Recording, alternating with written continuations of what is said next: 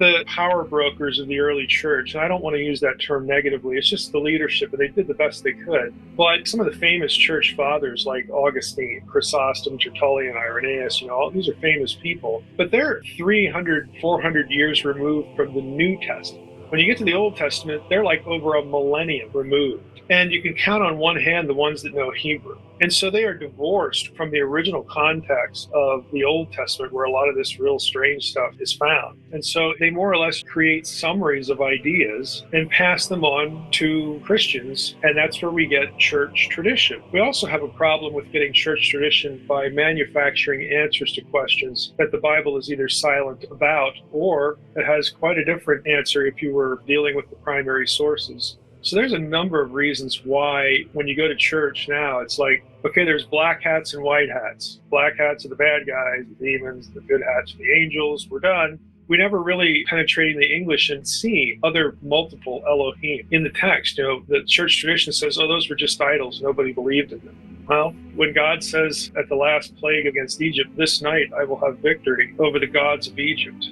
was he kidding? There's all sorts of things like that going on in the biblical world, and we don't recognize these things because most people, again in the pew, who spend any time with the Bible, has it sort of filtered and mediated to them by church tradition or denominational tradition.